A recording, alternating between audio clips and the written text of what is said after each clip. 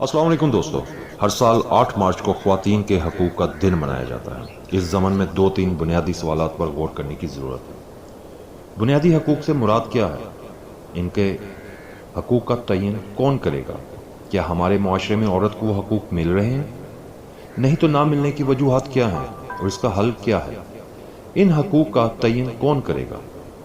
خواہشات، نفس کا تابع انسان، سوسائٹی، وقت کی غالب قوم اور اس کے قانون دان، یا وہ خالق و مالک جس نے انسان کو پیدا کیا؟ کوئی معاشرہ ہو یا تہذیب یا تمدن، اس کی اصل شناخت وہ بنیادی نظریات ہیں جن پر ان کی تہذیب قائم ہے۔ ہماری تہذیب کی بنیاد دوسری تہذیبوں سے بالکل منفرد ہے۔ اسلامی معاشرے میں تہذیب و تمدن، حقوق و فرائض کی بنیاد اس کی ربانیت ہے۔ حقیقت اور ہمارا ایمان، اس دنیا کا خالق اور مالک اللہ ہے۔ انسان دنیا میں اس کا خلیفہ ہے، اسی کا ملک اور اسی کا امر ہے۔ وہ فرماتا ہے، لوگو اپنے رب سے ڈرو جس نے تم کو ایک جان سے پیدا کیا اور اسی جان سے اس کا جوڑا بنایا، اور ان دونوں سے بہت مرد اور عورت دنیا میں پھیلا دیے۔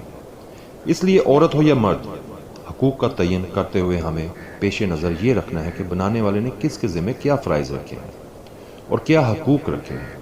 اگر ہم اس کو چھوڑ کر از خود ان دائروں کا تعین کرنے لگیں تو بھٹک جائیں گے اور افراط و تفریط کا شکار ہو جائیں گے۔ اللہ تعالیٰ نے عورت کو زندہ رہنے کا حق دیا، انسانیت کے شرف سے راستہ کیا، وہ سارے حقوق دیے اور بن مانگے دیے جن کے لیے آج کی عورت ماری ماری پھر رہی ہے۔ یہ کمانے کا حق مانگتی ہے۔ اسلام کہتا ہے کہ اس کو کما کر کھلاؤ، شہزادی بنا کر رکھو، یہ آبگینیں اور کنواری ہیں، ان کی حفاظت کرو۔ وراثت دی، ماں کو باپ سے 3 درجے بلند مقام دیا، حتیٰ کہ اس گھر کو بھی حرم قرار دیا جہاں عورتیں رہتی ہیں۔ لڑائی جھگڑے مار کٹائی کرنے والے مردوں کو برے مرد کہا۔ قصاص و دیت میں برابری دی، اپنے کمائے ہوئے مال پر تصرف کا مکمل حق دیا۔ آخرت کے اجر میں برابری رکھی، شادی میں اس کی مرضی کا حق اس کو عطا کیا۔ ہر لحاظ سے برابری رکھی لیکن دائرہ کار کا فرق رکھا۔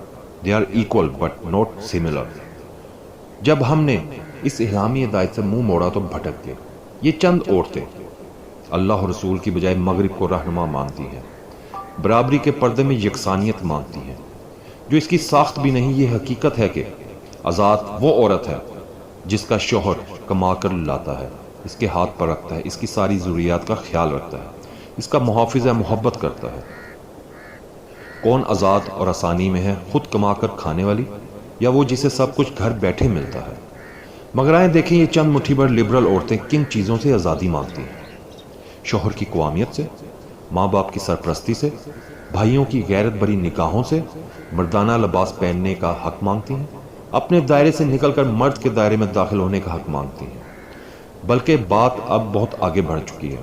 یہ جو ویڈیو کلپ میں چند عورتیں ہیں، یہ طوائف بننے کا حق مانگتی ہیں، ہم جنس پرستی کا حق مانگتے ہیں، قتل اولاد کا حق مانگتی ہیں، بغیر نکاح کے رہنے کا حق مانگتی ہیں۔ اس کلپ میں جو شاعری ہے اس کو ہر عقل و شعور والا انسان یہی سمجھے گا، اور جب ہم اللہ اور رسول صلی اللہ علیہ وسلم کا قانون سازی حق تسلیم نہیں کریں گے تو شیطان نفوس ایسے ہی حقوق کا مطالبہ کریں گے۔ سوال یہ ہے کہ کیا ان تحریکوں کے نتیجے میں عورت کا حقوق مل کے یا وہ مزید ظلم کا شکار ہو گئے؟ آئیے اس پر کچھ غور کیجیے۔ عورت کے ساتھ تو مزید ظلم ہو گیا، اسے مردانہ ذمہ داریاں بھی کرنی پڑ گئیں، اس کے ذمہ دوہرے کام آگے، وہ کمانے کی مشین بن گئی۔ یہ چند خواتین ماں، بہن، بیٹی اور بیوی کے مقدس مقام سے ہٹا کر انہیں سیکس ورکر بنانے کی سازش کر رہی ہیں، لیکن خود وہ اپنے بوائے فرینڈز کے ہاتھوں پٹتی ہیں۔ میرا ان عورتوں سے مطالبہ ہے کہ اگر تم لوگ واقعی عورتوں کے حقوق کے لیے کام کر رہی ہو تو تم کو یہ قرارداد لانی چاہیے کہ ہمارا بنیادی حق یہ ہے کہ ہمیں عورت کی حیثیت سے جینے دیا جائے، کمانے والی مشین نہ بنایا جائے، پروڈکٹ بیچنے کے لیے ہماری نسوانی خد و خال کی نمائش نہ کی جائے، ہمیں وراثت میں وہ حق دیا جائے جس کا قرآن میں اللہ رب العزت نے حکم دیا۔ تم نے کبھی ان خواتین اور بچیوں کے لیے آواز نہیں اٹھائی جو تمہارے گھروں میں کام کرتی ہیں؟ لیکن اگر یہ نہیں کر سکتی تو پھر اس امر کا اعلان لازمی کرو کہ تم جو مٹھی بھر نام نہاد خواتین ہو، جب مرو تو کوئی مولوی تمہارا جنازہ نہ پڑھائے، کوئی مولوی تمہارا نکاح اگر کبھی ہو تو نہ پڑھائے، نہ تمہارے بچے